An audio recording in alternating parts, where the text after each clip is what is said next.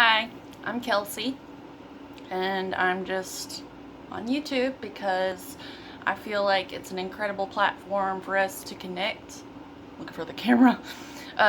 For us to connect because it's free and you can put your voice out there, and potentially at least one person will be able to resonate with what you're having to say.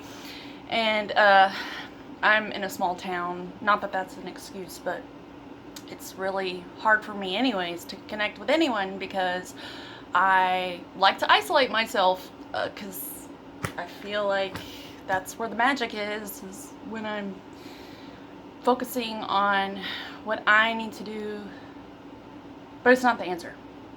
So I'm pushing my comfort zone making this video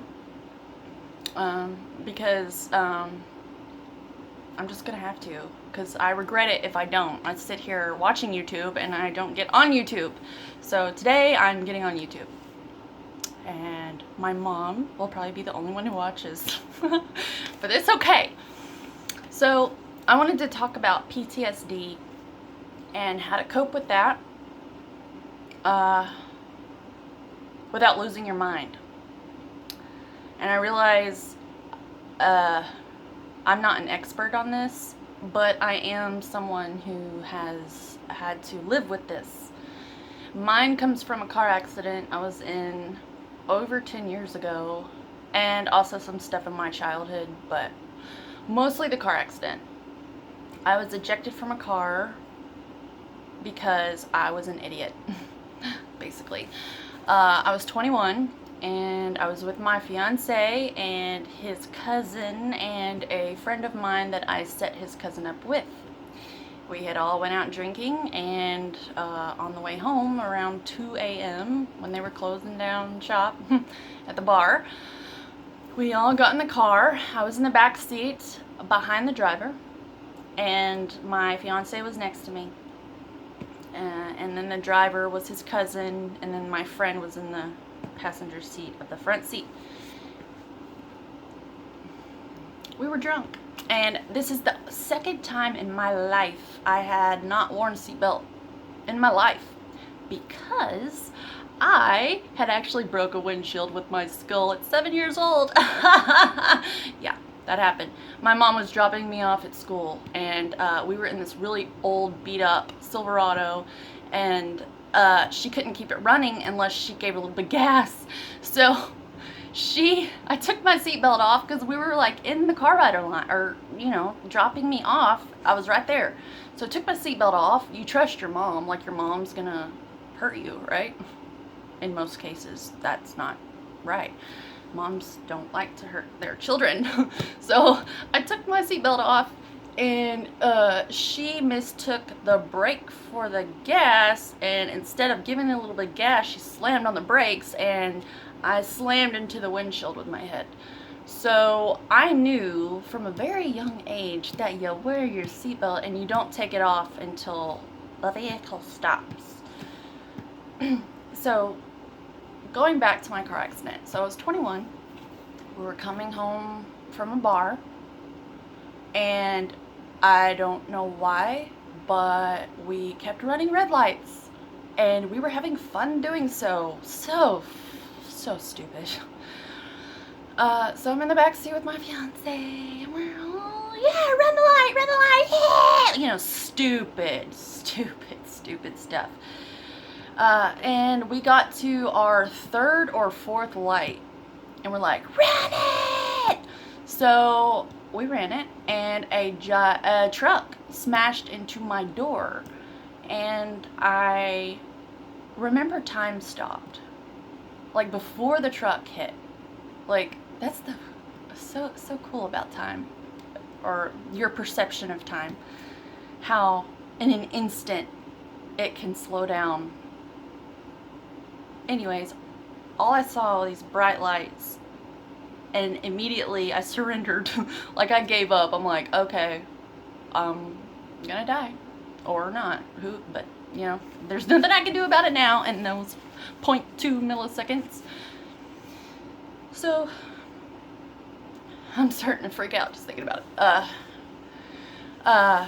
So the truck hit my door, and I remember just giving up and slamming my skull into my fiance's skull. And when I think about it, I hear the sound of bowling balls hitting pins. Like, that's how hard it was. Like, I'm all crossing my eyes. It was bad. Sorry, I use humor to deflect when I'm uncomfortable. So, back to the story. We hit our head so hard that I blacked out. And I went somewhere else. And somehow my head, after hitting his, went back and ricocheted, and I fit head first through this hole in the car. It opened up a hole where the hinges were, and my head, shoulders, my whole entire body fit through this hole. And I got caught right up under my right butt cheek. I got caught on this big sharp shard that was sticking out, and I just hung there. And I remember waking up because I was terrified of the sound. My head was right next to the wheel, so if I had been just a little bit further this way, I would have been either decapitated or caught up under the car. And I just remember being blacked out. Well, I don't remember being blacked out, but I remember coming back because I heard this wheel next to my head. And that made me kind of like jerk. And anyways, the jerking got me off of being stuck. So I loosened myself, and then I landed kind of like back here, and I slid down the road.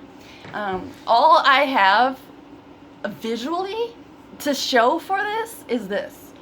I don't know if you can see it. It's like road rash right here. And then on my ankle, you can't see it. Anyways, it's just road rash. So I'm sliding down the road. Thank God it was raining, because I think that's why I'm not worse off. And I had this big leather belt on at the time that saved my hips. But anyways, so back to the story. What made it so bad was, okay, so I was sliding down the road, and I just had this thought that cars were coming, and they were gonna run over me. They were gonna run over me. So after getting ejected from a car, I pop up and I run hightail it to the side of the road, and then I collapse, and I'm like freaking out, shaking. Well, my fiance and his cousin and my friend, they're all like a quarter of a mile to half a mile down the road, because the car kept rolling. And it ended up in this ditch, this big muddy ditch. And my fiance woke up, and he couldn't find me, and he didn't know where I was. And all I remember is hearing my name being screamed. And before I ran to them, the driver of the truck that hit us yelled, "Are you okay?" And I said, "Yeah." And then they took off. So I'm assuming they were drunk too, because they did not stick around. But someone evidently called the cops, because a fire truck arrived and they helped us out. But anyway, so my fiance's like a quarter mile down the road screaming my name. Where are you? Kelsey? So I go meet up with them to reassure them that I'm okay. And then the fire truck gets there, and they're like, "Who got ejected from the car? Who got ejected from the car?" And I'm like, "Me." They're like, "Lay down." So they like made me lay down. All of us. They made all of us lay down, and they strapped me and my friend Kristen to boards, and then they took my fiance and his cousin also in another separate ambulance, and they took us all the way to like past 4 or 5 hospitals to the main hospital, really far away. But it doesn't seem like much now that I'm telling the story, but when I think about it, like my heart starts racing, and I don't know. So I went to the hospital. They said I was okay, and they sent us home. The driver of the car, like I said, was my fiance's cousin. And he had been in a lot of trouble his whole life, and he was trying to get straight. Like, he was living in an RV, working, he had a kid, and he was like doing his best, you know. And they asked me not to file charges or even set up a claim, so I didn't. I never saw a doctor after, ever. And I basically just laid up in my room because it was really hard to walk afterwards because I had this big gash back here, and then like I had all this road rash on my ankle, and like it also still have like an indentation right here from where I hit the center console. I just kind of laid up, and I didn't like do any movements or anything, and I healed all wonky, and it's something that I am dealing with to this day. Like, I am in so much pain. I mean, I've changed my diet, I've done everything, but now I'm realizing that it's, I'm probably just needing to find, like, alignment and balance in my spine. I've had a lot of, injuries. But, so the pain, that led me to getting on opiates, which I'll make another video about because I was addicted to those for many, many years. And I'm one of the rare, actually no, I don't want to say rare, because I believe in people and I believe they can quit. So I'm one of the people who quit. I'm one of the survivors of opiates. I quit. I quit even though I was surrounded by people taking them. I even live in a house with someone who gets them. Anyway, that's for another day. But the PTSD, that's what this video is supposed to be about, and I'm realizing now I'm just all over the place.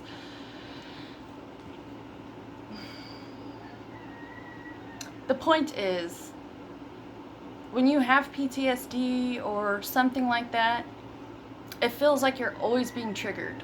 Like, just turning on the TV, just the sound of a leaf blower outside, it's like sounds really just it's like you're always being poked at. You're always, that fight or flight's always being stimulated, and like you burn out, and you're mean to your kid, and you're mean to the people you love, and it sucks.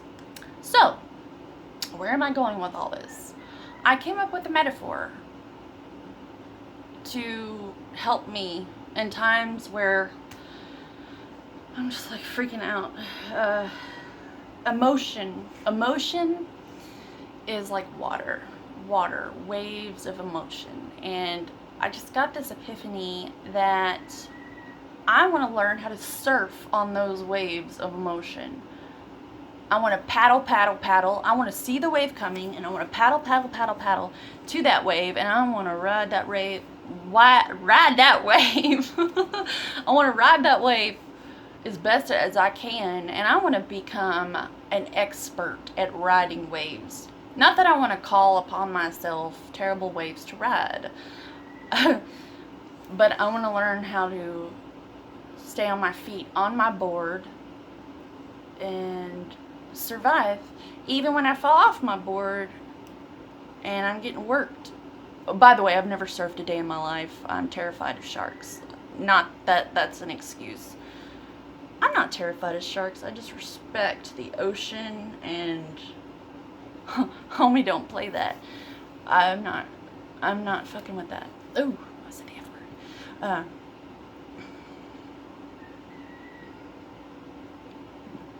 Anyways, I realize I am not helping anyone with their PTSD. I guess this is more of like a story time.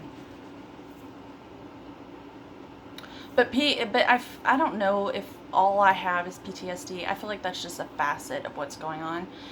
But yeah, I'm gonna stop this.